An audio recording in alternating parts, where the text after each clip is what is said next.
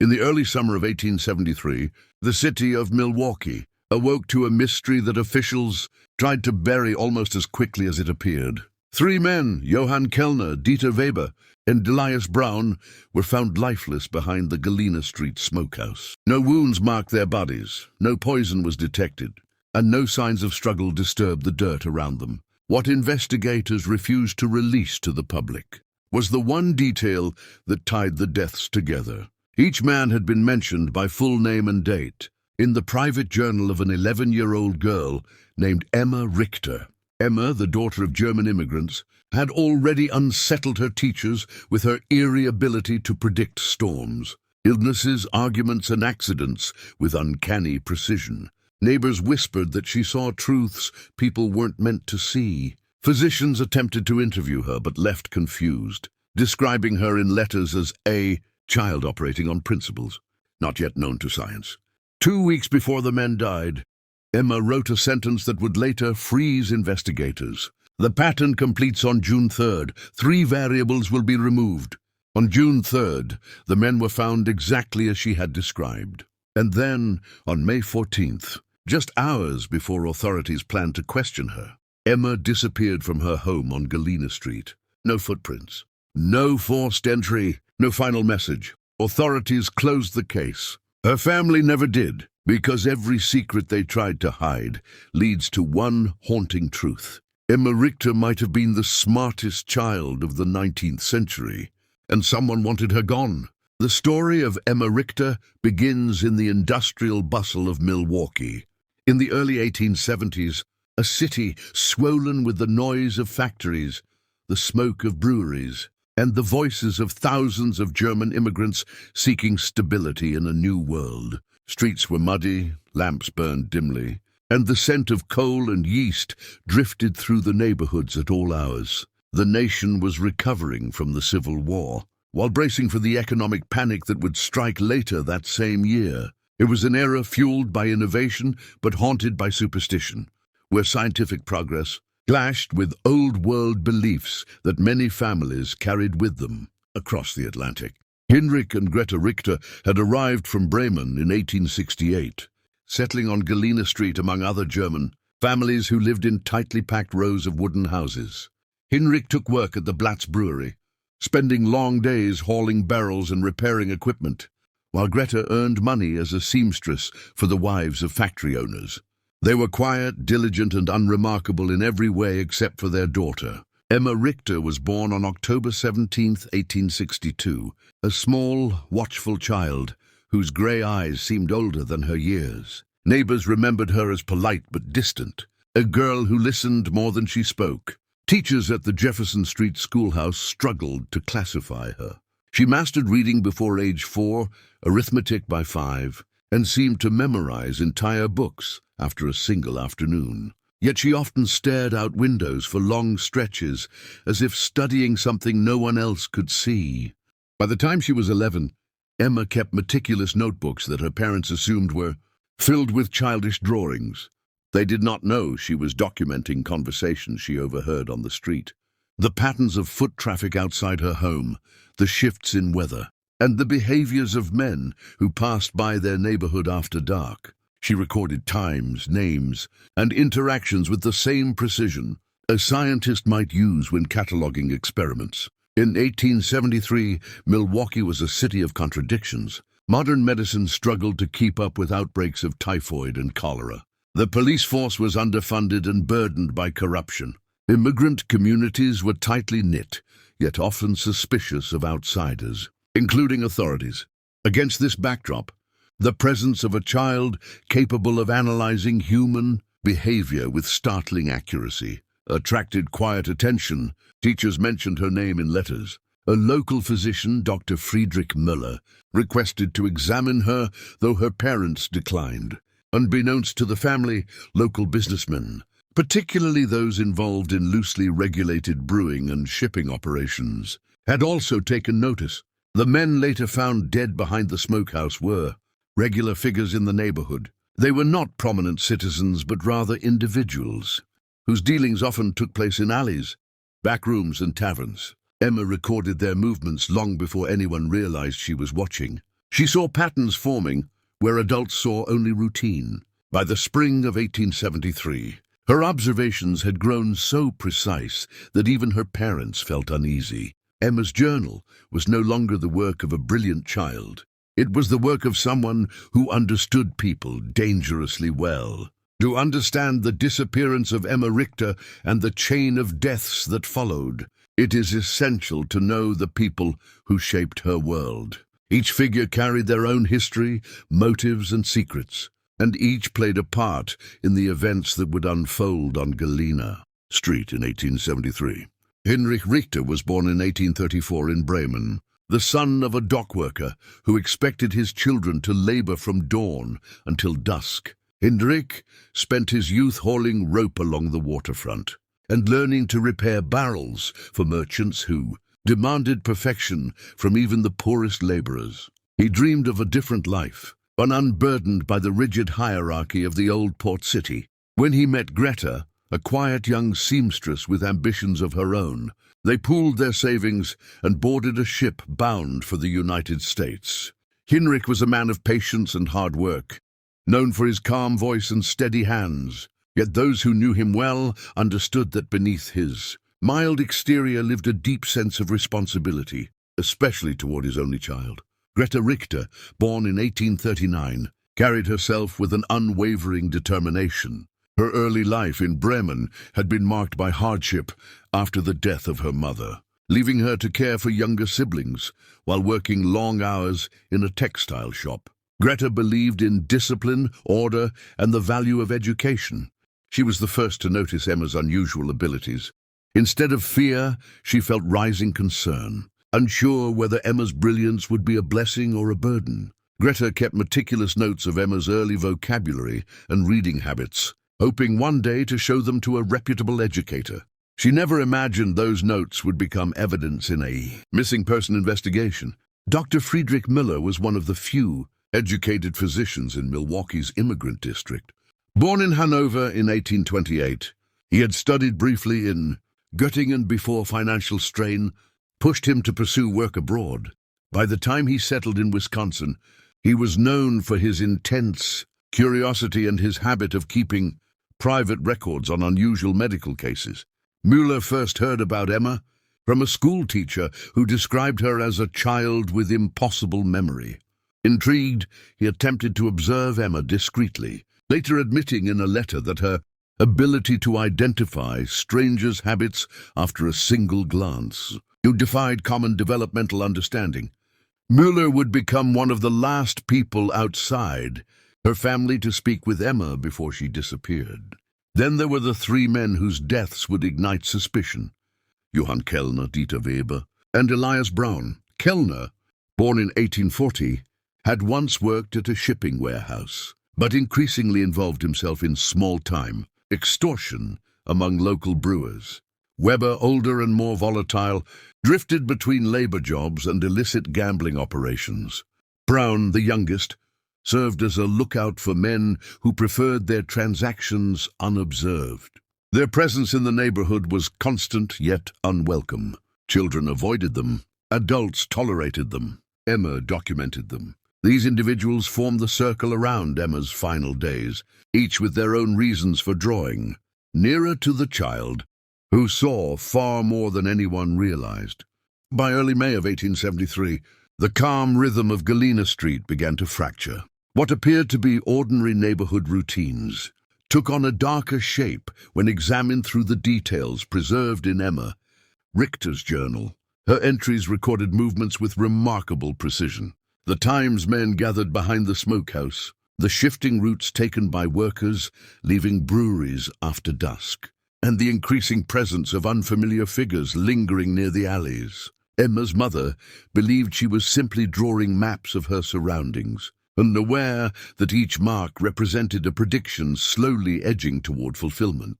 The first clear shift occurred on May 3rd, when Emma noted that Dieter Weber had visited the alley 3 times in one evening, accompanied by 2 men she had never seen before. She described their height, clothing, and mannerisms with clinical detail, even estimating the weight distribution in their footsteps. Later testimony suggested that Weber had been searching for someone willing to purchase information about the Richter family. The nature of that information remains unknown, but Emma's journal entry suggests that she recognized a significant change in the men's intentions long before any adult sensed danger.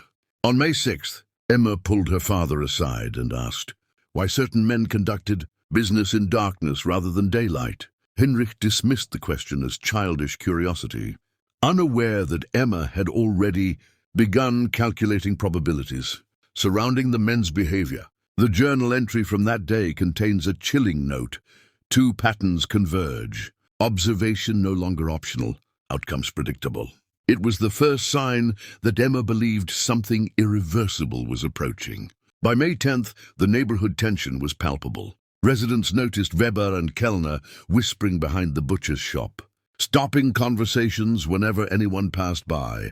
Dr. Muller, growing increasingly concerned, after hearing rumors about Emma's unusual writings, attempted to speak with her parents. According to his personal letters, he found Emma absorbed in a notebook filled with what he described as schematic behavior flows far beyond a child's comprehension.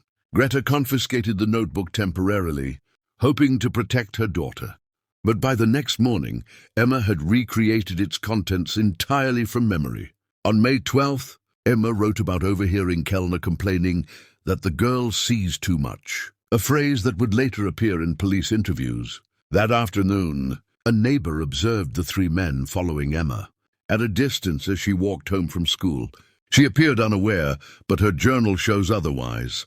She recorded their exact spacing behind her, their shadows cast on the street, and the timing of their footsteps synchronized with the passing wagons. The final escalation came on May 13th, the night before Emma vanished. Heinrich returned home to find a small wooden crate placed beside their back door. Inside was a torn scrap of paper with the words, "Stop watching us," scrawled in charcoal. No one saw who delivered it. Emma made no comment, but added a short line to her journal. Unknown variable eliminated tonight. Outcome determined. By dawn on May 14th, Emma Richter was gone, and every sign pointed toward a confrontation the family had never imagined. The truth behind Emma Richter's disappearance did not begin to surface until weeks after she vanished, when authorities finally gained access to her final journal, hidden beneath a loose floorboard in her bedroom. What they found overturned every assumption about the quiet girl from Galena Street. The final pages were not simple notes or sketches, but a detailed analysis of human behavior far beyond the understanding of an 11-year-old. Emma had mapped the routines, alliances, and conflicts of dozens of individuals across the neighborhood, including the three men who would later be found dead. She charted not only what they did, but why they did it, predicting their decisions with unnerving accuracy. The most disturbing revelation came from a sequence of entries. Spanning May 1st to May 13th, Emma described Kellner, Weber, and Braun planning to break into her family's home to retrieve her journal, believing it contained evidence of their illicit dealings. She documented their whispered conversations, the roles each man would play, and the precise moment they intended to strike. Yet what shocked investigators was not her knowledge of their plan, but her decision in response. The final pages revealed that Emma had arranged a meeting. On May 13th, she had left a message for the men at the smokehouse, offering her journal in exchange for being left alone. She specified a time, shortly after midnight, and a location behind the smokehouse where she claimed she would wait. But her writing made one thing clear. She had no intention of handing over the journal. Instead, she wrote of a different plan entirely, describing it only as the necessary correction. The three men arrived at the designated location. Witnesses later recalled hearing raised voices, followed by a sudden silence. When the bodies were discovered the next morning, their expressions were frozen in shock. Yet no physical cause of death could be identified. The official report cited natural failure of vital systems, but privately, investigators admitted they had never seen anything similar. All three men appeared to have died within seconds of each other. Emma's journal suggested she anticipated this outcome. She wrote that the pattern completes when pressure exceeds capacity, and that the men were unstable variables reaching terminal convergence. To the researchers who later studied her writings, it appeared she believed the men's own escalating paranoia and fear would ultimately destroy them. Whether this was psychological insight, coincidence, or something far more unsettling, no one could determine. What emerged from the journal was the revelation that Emma had not been running from danger. She had been attempting to manage it. She understood the threat she posed to the men simply by recognizing their patterns, and she predicted that once confronted, they would collapse under the weight of their own intentions. The final entry offered the darkest revelation of all. When the pattern resolves, I must remove myself. Observation ends here. After that, the pages went blank. Emma Richter left behind a trail of truths no one was prepared to face. In the weeks after Emma Richter vanished and the bodies of Kellner, Weber and Braun were discovered, Milwaukee found itself trapped between fear and silence. The official narrative issued by the city insisted that the men had died of natural causes and that the disappearance of the young girl was likely the result of a runaway, fleeing stress or family pressure. Yet the people of Galena Street knew better. Rumors spread through taverns, boarding houses and factories, each one more unsettling than the last. Some believed Emma had been taken by the same men who ended up dead. Others whispered that she had foreseen her own disappearance and stepped deliberately into the night. A few claimed that she was responsible for the men's deaths, though no one could explain how a quiet, bookish child could have accomplished such a thing. Heinrich and Greta Richter faced devastating consequences. Their home, once a place of warmth and routine, became a subject of suspicion. Neighbors approached with questions disguised as condolences, trying to understand what Emma had known and why she had kept such detailed records of the people around her. Heinrich lost days of work as he walked every street in the city, searching for his daughter. Greta withdrew entirely, convinced that Emma had left clues that only a mother could interpret. The police, sensing the rising pressure from the community, continued their investigation in name only, offering little more than reassurances that led nowhere. Dr. Friedrich Müller emerged as the only person willing to confront the implications of Emma's journal. His private notes from the period reveal a man wrestling with both scientific wonder and moral dread. He wrote that Emma represented a form of intellect evolving ahead of its era, suggesting that her disappearance might have been a deliberate act of self-preservation. When Muller attempted to present his findings to the city council, he was dismissed, with officials warning him not to stir panic. Within months, his medical practice suffered, and he was quietly urged to leave the matter behind. As the summer of 1873 progressed, Galena Street became a neighborhood defined by caution. Parents kept their children indoors, shopkeepers closed early, and the once busy alley behind the smokehouse remained empty and avoided. The three men who had dominated the neighborhood's shadows were gone, but their absence did not bring peace. Instead, it left a vacuum of unanswered questions. People wondered how long Emma had been observing them and how she had identified dangers adults had overlooked. Her writings forced the community to confront the uncomfortable idea that a child might have understood their hidden lives better than they did themselves. The long-term impact extended far beyond Milwaukee. Decades later, surviving pages from Emma's journals were studied by early psychologists, statisticians, and criminologists. Some argued that Emma had displayed an unprecedented natural ability for pattern recognition. Others insisted the writings were evidence of trauma or precocious paranoia. None could fully explain the accuracy of her predictions or why her final entry suggested a voluntary disappearance. The greatest consequence was the haunting legacy she left behind, the sense that truth had been glimpsed but not fully understood, and that the child who saw everything had stepped into history's shadows, leaving more questions than answers. The story of Emma Richter endures because it refuses to resolve itself neatly. Her disappearance in 1873 left Milwaukee with a mystery that stretched far beyond a missing child case. It challenged assumptions about intelligence, perception, and the boundaries of what a human mind could understand at such a young age. In the decades that followed, researchers, historians, and amateur investigators attempted to reconstruct her final days. But each discovery only deepened the enigma. Emma's journals, fragmented and incomplete, became the centerpiece of academic debate. Some scholars viewed them as evidence of extraordinary cognitive ability, the kind that would not be formally recognized until the rise of behavioral sciences in the 20th century. Others argued that her writings reflected a childhood spent in the shadows of adult corruption, her observations sharpened by necessity rather than talent. For the people of Galena Street, the memory of Emma became a cautionary tale whispered across generations. Parents warned their children to be wary of what they saw and whom they noticed. Older residents spoke of the tension that remained long after the three men died, a tension born from the realization that their secrets were never as hidden as they believed. Emma forced her community to acknowledge the darker undercurrents that had always existed around them, currents they had chosen to ignore until a child wrote them down with unblinking precision. In the years after her disappearance, the Richter family slowly unraveled. Hendrik continued to search well into the 1880s, following every rumor of a young girl with gray eyes and a habit of watching crowds. With analytical stillness, Greta preserved Emma's remaining notebooks, refusing to part with them, even when urged by academics who offered small fortunes for their study.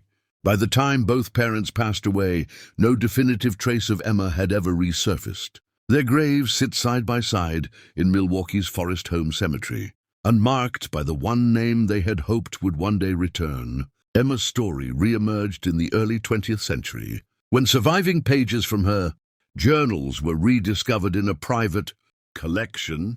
Historians examining them noticed her strikingly modern approach to pattern recognition. She wrote about human behavior with the structure of a statistician. Decades before the field matured, her ability to track variables, anticipate outcomes, and identify shifts in risk predated the analytical methods used by early criminologists. Some experts speculated that if Emma had lived in another era, she might have become a pioneering figure in psychology or predictive science. Instead, she slipped into obscurity before the world was ready for her. The enduring fascination with Emma Richter lies not only in her disappearance but in the unsettling possibility that her final prediction, "Observation ends here," was not a declaration of fear, but a calculated decision. Whether she fled, was taken, or chose a path no one expected, the truth remains just out of reach. Her legacy invites reflection on how much a single individual can perceive and how easily society dismisses the warnings of those who see too clearly. What do you think became of Emma Richter? Do you believe she planned her disappearance, or did someone silence her? Share your theory below. What state are you watching from?